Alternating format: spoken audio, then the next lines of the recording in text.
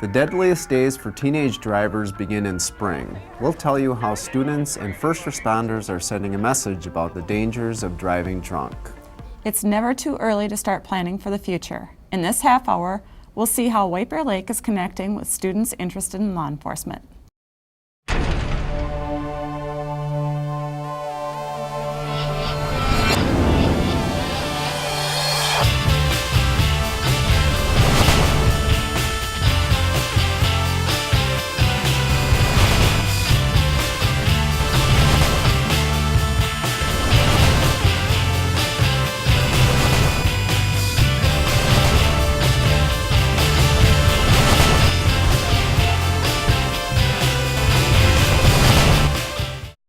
Hello, I'm Tracy Minarchuk. And I'm Ron Hawkins, and this is Lake Area Beat.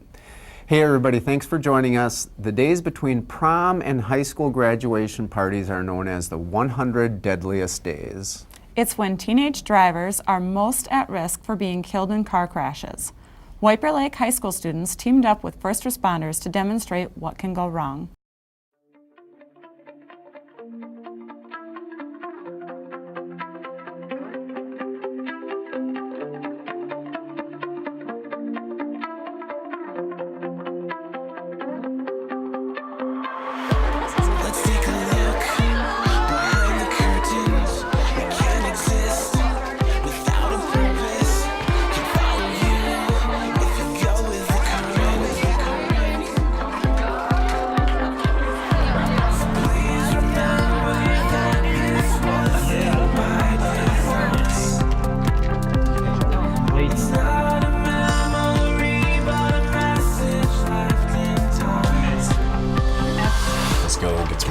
Yeah, whatever, that sounds good.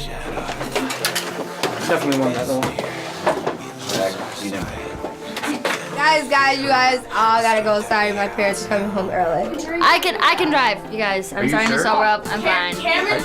Yeah, I'll go with you then, right? Yeah, I'll go with you. I want next chance. Yeah. Haley, stay sexy. I will.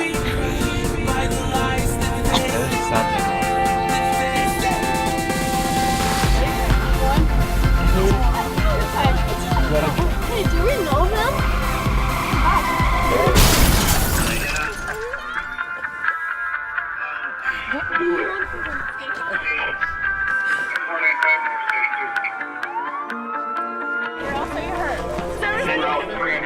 Just go step over there. How about? Were you driving this vehicle? Okay. I knew this. I know those Amy.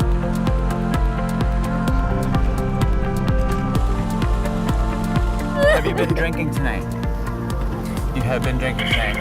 How much have you had? I thought I was sobered up by now. Okay, and how did you get in the accident today? Do you know what happened? I don't know, just swerved and hit them. This is going to be a series of 9 heel-to-toe steps. It's called the preliminary breath test. Let me blow on that. Okay, it says you're over the legal limit today. Turn around for me. You're arrested for drinking and driving. No. You understand? No,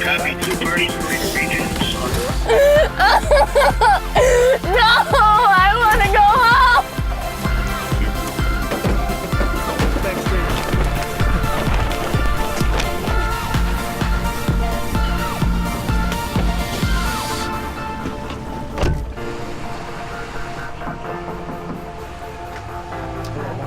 Can I help you? Hi, are you the Natterstedts? Yes, we are. I'm sorry to inform you there's been a car accident today. Your daughter, Tess, I'm sorry, sir, she was killed in the crash. Are you kidding me? I'm sorry. I can't believe that. A drunk driver T-boned the car that she was in with her friends. Oh my God, I can't believe it. Is it okay if I come in? Yes, it is. We're going to walk right over the green door over there.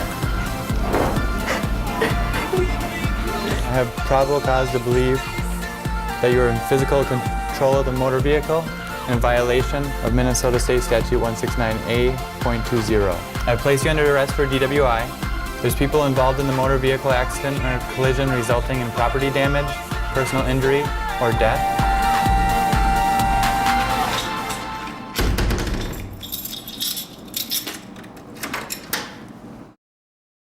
Shreya Dixit was a 19-year-old college student in Madison. She called her parents to let them know she was getting a ride home from an acquaintance. It was the last time they ever heard her voice. Her father, Vijay Dixit, is here to share her story and his mission to bring awareness to distracted driving. Thank you so much for being here, and we're so sorry for your loss. Thank you very much for inviting me, and I'm happy that I'm able to talk about this very serious topic. Why don't you tell us about Shreya? Well, Shreya was a university student. She was a sophomore Dean Scholar at University of Wisconsin in Madison, Wisconsin, and was coming home. Got a ride, as you said, Ben, and a few hours later, we get a phone call that Shreya is gone because the girl who was driving got distracted, and supposedly she was looking for something at the back or whatever, but she was distracted, it oversteered, tried to correct it, in that process crashed the car. And they teach drivers to check their mirrors every 2 seconds. And really, it only takes a second or two to be distracted, to take your eyes off the road. Yes, you're absolutely right. You're absolutely right, Tracy. What we have seen, and because since this happened in 2007, 1st of November 2007, I've done a lot of research on it. 3.5 seconds. An event that occurred 3.5 seconds causes a crash 3.5 seconds later. So whatever that girl did 3.5 seconds before the crash killed my daughter. So we hear a lot about texting and driving, and Yes. calling on the phone, and just being distracted. But certainly there's an awful lot more than just texting and driving that is distracting. Absolutely, absolutely. Texting, of course, is at the top of this list, but I think the primary reason is distraction. Whether it's distraction because of texting or doing something else, or even having babies in the back of the car, mothers, and Tracy, you are a mom and you have kids. It is very easy to get distracted. And we human beings, we individuals, we think that, multitasking is part of our life. Some of us think we're good at it. Exactly. And I think humans are definitely better multitaskers than others. But at the same time, just like a living room has a television and a kitchen and all other things, you cannot bring your living room and kitchen into your car. Car is not meant for that. Car is actually a 2-ton piece of metal ready to explode if you don't behave. Sorry for using that expression. Oh, no, absolutely. And it sounds like the main point is that if you're going to be behind the steering wheel, that's your job and that's your only job. Exactly. And this is what we say that, that is the only job. I know we can do a little bit of distraction, but because if you do not have any other interaction, then you might go to sleep also. So what we got to do is keep that to a minimum. And our focus should be just on the road, and that's it. Now, I've had a chance, and I know you've had a chance also, to take a look at your website. Yes. I got to tell you, it's a great website. Thank We you. certainly encourage everybody to just spend some time and take a look at it. You got a lot of great information. Why don't you just kind of run down some of the things that you think, if somebody's going to spend maybe 10 minutes, what are Yes. the main things that they should check Well, out? the main thing that they should check is a documentary that we have created. That's right on the website, which we created 2009, I think, about a year after we lost Shreya. And that is just an 8.5-minute documentary. Tells you what Shreya was, what happened to us, and what we can do about it. And in addition to that documentary, we would also like everyone to click on a e-trainer. We call it Distraction-Free Driver. It's an e-trainer that I developed with the MIT and Harvard group. they helped me create an e-trainer, which is a modular e-trainer, which talks exactly what happens when distraction occurs, what are the consequences, and what can we do about it. So it follows the same storyline as the documentary, but here provides you a lot of tailor-made, customized content, which is so interesting and also easy to absorb and not long. None of the modules are more than 5 minutes, 4 minutes long. Okay, and also, you know, I saw on the website also a variety of video clips also, Yes. and just, you know, heart-wrenching, touching stories. Absolutely. There are too many of them. I wish we did not have that many stories. But we keep changing those stories every day. A lot of times we wonder that, okay, why? Something new came up? Okay, let's bring in this video now, because the other one is 8 months old. That's sad. Right. That is very sad. And you have a foundation that's behind the website, and you've got a walk too that you Yes. do. You've got What- a bunch of different things. Yes, those are the things, those are the continuing activities. I'm glad to talk about that. We actually founded the foundation in Shreya's honor within few months of her passing. And after that, we started doing walks, we started doing stipends and scholarships for students, and now we have 30 scholarships, actually stipends, for anyone who wants to go to the driver ed program and can do a little bit towards distraction-free driving. We'll give him $200 and to defray the costs of their driver ed, but as a thank you message from us. So we are doing that. We do a driver distraction-free driving walk every year. We call it Raksha Walk, which is protection walk. And we have done it 6 years in a row. All these 6 years in Minnesota as well as in Connecticut, these walks were held, where Shreya was born, have been dedicated and proclaimed as distraction-free driving days. Well, thank you very much for being on the show. Sure. We very much appreciate it. We wish we had Yeah. some more Yeah, time we're to out of chat. time. I so too. Yes. It's an important topic, and all of our, you know, when we pull people over for traffic violations, they're usually distracted by something that's going on. Something that- They're not paying attention Right. to the road and traffic signs and signals and that sort of Oh, thing. absolutely. And I would urge you to go to the website and look at whatever we are doing and lots of things, education material. And also our next walk, I can put a plug on that, 2nd of August, which is Okay. the first Saturday of August. And I hope to see you Ben, yourself, and also with your friends. All right. And Thank you, Mr. Dixon. Others. Appreciate it. my pleasure. The White Bear Lake Fire Department has some new recruits. Let's head to Fire Station 2, where I'll introduce you to one of them. So we're here at Fire Station 2 with Tara Eversman. Welcome to Hi, the Rod. show. First of all, you brought your friend. Tell us about your friend. This is Gomez. He's one of 3 dogs that we have, and he just likes to be out and about, and it's been a long winter, so All right. Well, very good. And photogenic, too. Wow. he thinks so. He thinks so. So, okay, so tell us a little bit about yourself. Tell us about your family. I've lived in my current White Bear house for just 8 years this month, and before that we lived just a little bit to the west of here. I have 2 kids. One is grown and one is a 2nd grader at the local elementary school. Okay. So my husband works for the Department of Veterans Affairs down at the Capitol. He's a benefits coordinator for veterans. Okay. And now, so tell us how you ended up getting on the fire department. Being an EMT kind of been a lifelong dream of yours, or did you just kind of Not at all. Not at all. If you would have told my 20-year-old self that my over 40-year-old self would be doing this, I would be shocked. Okay.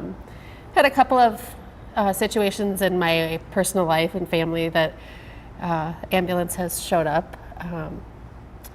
And let's And see. obviously, it made an impression on you. Sure did. Sure did. Okay. And then with my son, he had the fascination with the fire trucks. And we lived so close that we would come down and ended up here for open houses, and I took a CPR class and met somebody here, and then a neighbor started as a firefighter, and I spoke with her. So it was a couple of years that What I are you was talking about? Margaret. Margaret, yeah. I Margaret thought so. I Jansen, thought yeah. you were- Yep, okay, good. Margaret suggested it, and then Suzanne Miller suggested it to me both, and I just thought, well, I'll explore it. And now my son's getting a little older, and I'm finding a little bit more time to be able to try something new. And Sure. I had worked in cosmetics for a long time, and still do that very part-time, but this felt like a change that was worth making. And the more Challenge, too, and- the more I inquired about the firefighter and EMT piece, the more interested I got, and the schooling was fascinating and a blast to that. Well, good. In White Bear Lake here, of course, we've got people that are both firefighters and EMTs, firefighters, and they're on the ambulance. Right. And then we have a group of people that are strictly just part of the ambulance. And Right. where do you fit in on that? Right now, I'm just part of the ambulance. I came into it open to explore either or both. I'm happy with my learning curve right now. I'm enjoying helping people in the community. And Have you thought about being a firefighter at any point? well, what I learned as an EMT is if there is a fire, that takes up from our EMT pool because they're fighting a fire, and then we have the kind of need to care for the firefighters. So right now I'm really happy using what I've just learned in the schooling. Okay. I'm not close to it, but I'm also not a spring chicken, so I'm Now, okay not fighting a fire. So you've been on the department for a while now. Has there been coming on a any? year. Yeah, coming up on a year. So has there been anything in particular that's really kind of struck you as maybe not what you expected, or any particular or anybody on the department that's kind of taken you under the wing and helped you out? Oh, I think I've had lots of good teachers. It's definitely interesting because you learn the academic piece of EMT, and then there's the practical, functional patient care piece. Okay. And how different every situation is, and how you don't always know what you're walking into. And you learn something new every day. Absolutely. Absolutely. Last question. This is a little bit off the wall. Hero. If you could be any superhero, who do you think you would be? Oh, I don't. Who's even a superhero? Well, we've got Superman, and then we've got Yeah. Aqua Woman. I'm gonna have to go with Spider-Man. Spider-Man. Okay. I'm thinking Spider-Man. I don't have any particular reason. Maybe the Spidey sense. Yeah. Well, good. so- Well, thanks a That's a lot good for one. being on the show. All right. And Gomez. Yep. Thanks for being on the show too. You bet. He'll be signing autographs for you later. All right. Very Thank good. you. You bet. We're going to take a break, but when we come back, We'll tell you what people suffer every 40 seconds.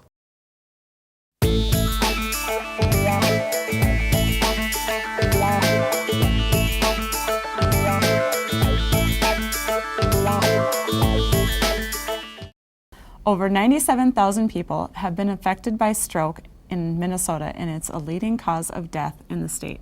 Many people have a misconception stroke only happens to seniors or the elderly, but our next piece tells a different story. I had like an alarm that would go off if I would move when I was in rehab.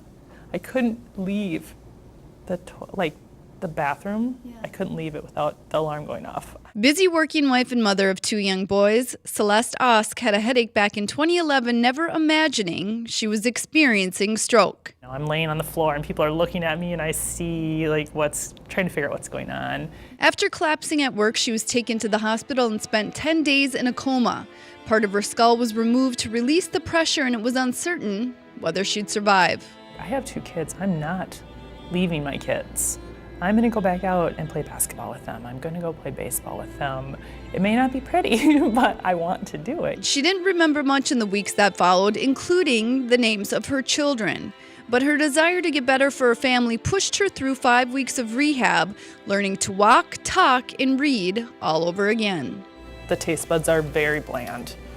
But it's getting better, but it's still not the way it used to be. She says support from family and friends made all the difference in her recovery. I think you find out who your true friends are when things like this happen. Celeste says she's self-conscious walking with a cane, one of the effects of her stroke. People often question her, not realizing the young and healthy suffer, but 1 in 4 stroke victims is under the age of 65. Stroke isn't only something that happens when you get old. Stroke happens at any age. Brad Donaldson is the Assistant Director of Operations for the Minnesota Stroke Association. More women sustain a stroke, but men are at higher risk for stroke. The organization promotes stroke awareness through education and community outreach. Their message is clear: know the signs of stroke and act fast. The Minnesota Stroke Association also promotes awareness by connecting survivors with each other. And there is strength in numbers. People like to know they're part of a community. They like to know there's people that are with them in their struggles and in their successes. Although Celeste has made amazing strides in her recovery, she has lost a part of her independence. She relies on friends like Amy to help her with everyday things, yet she counts herself among the lucky and hopes to help by sharing her story. You watch and notice and see people that have had strokes, and some people just don't come out the way that I've been able to come out. And I want to share that with others because you don't ever want to get down. You have bad days, but you just you have to turn it into the good days. So. For more information on how you can celebrate Stroke Awareness Month, log on to the Stroke Association's website. Well, from New Zealand to Minnesota, a recent addition to the White Bear Lake Police Department is using his skills as a former teacher to reach out to youth. Producer Joe Cullen and photographer Jeff Melcock have the story. So I put the lights on there. A police car outside the White Bear Lake Library didn't mean there was an emergency, just a special guest on hand for children's story time. The rear-wheel drive ones are a little hard to drive in the wintertime. We have the police coming, so we try and get community members to come in and talk to the kids about different things that I can't provide in story time. We try and do that quarterly to connect with the community, and it's a lot of fun, especially for something like the police where they can bring a squad car. The kids and the parents really love that. Officer Nate Hook from the White Bear Lake Police Department was on hand to read to the kids. After a few books and songs from the children's librarian, it was Officer Hook's turn to do some reading. This is my neighborhood. The police station is in my neighborhood. Officer Hook, who is originally from New Zealand, used to be a high school teacher before becoming a cop in the United States. Reading to preschool kids was a new assignment for him, though. It was probably one of the scarier things I've done. Even as a high school teacher, you know, the bigger kids are different, so the little ones are like, whoa. Yeah, so it was a different challenge, but yeah, fun. After reading to the kids, Officer Hook showed off some of the items a police officer carries on their belt. Obviously, it has the gun, as the young man mentioned here. He says coming to story time was a good way to teach the kids about his profession. A lot of parents will unfortunately say things like, look, there's a police officer. If you don't behave, I'm going to have him arrest you. And of course, that's an extremely negative connotation for a police officer because the majority of our role is helping. People come to us for all sorts of issues, as I said to the kids, medicals, civil issues, things like that where people need assistance or even just plain old advice about what to do. And we're often the first port of call for all sorts of issues. It's not the bad stuff or the negative stuff that we're often associated with. Anna Hazy Krieger is the children's librarian at the White Bear Lake Library. She reads to the kids every Friday morning and says story time is more than just fun for the kids. It's promoting literacy and reading, but the kids just have so much fun. They have no idea all of the amazing skills that they really are building and learning. I mean, something as simple as doing a song where you go up and you go down, or they're listening, that's preparing them to listen, translate those actions, self-control. So many skills and all those silly little things that we do are really fundamental building blocks for getting kids ready to read. Storytime at the White Bear Lake Library is every Friday morning at 10:30. We're going to take a break, but when we return, we'll show you how White Bear Lake fire, police, and dispatch officials are educating students on a career in law enforcement. Hi, I'm Joe Cullen, host of Northeast Journal here on GTN Channel 16. Every month on Northeast Journal, we give you an inside look at the people and places that make up the Northeast section of the Twin Cities. On this month's show, we're bringing you a special library edition of Northeast Journal. We'll have a number of stories and interviews all about libraries in Ramsey and Washington County. We'll learn about a remodeling project at the White Bear Lake Library. We'll see what kids are learning at area story times, and we'll visit a unique library in North St. Paul. So be sure to tune in to Northeast Journal right here on GTN Channel 16. Welcome back. The sooner students interested in law enforcement get exposed to the realities of police work, the better. And there are few better ways than spending time in White Bear Lake Dispatch. Take a look.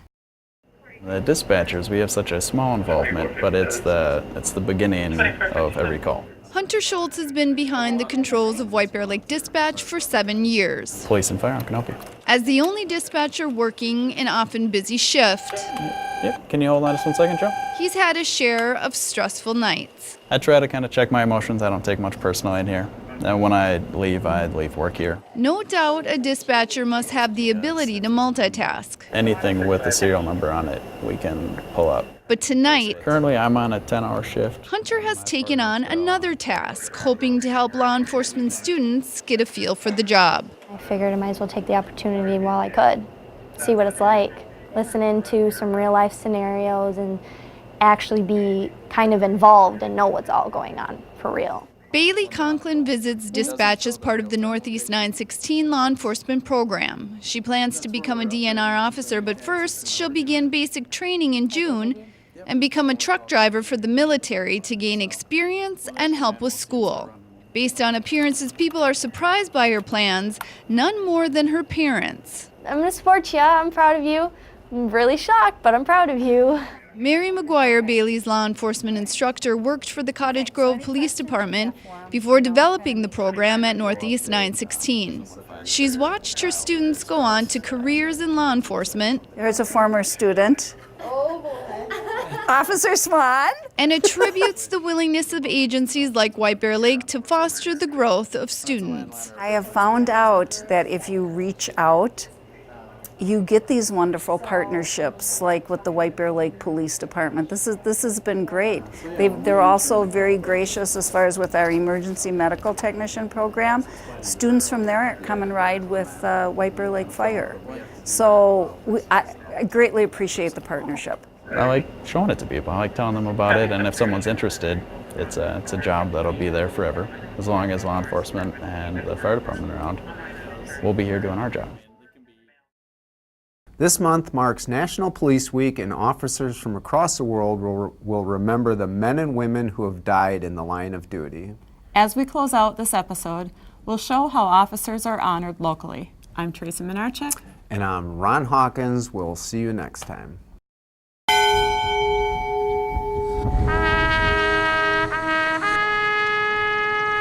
May we always cover, with pride, the shield we wear, to honor all fallen officers whom we now commend to you.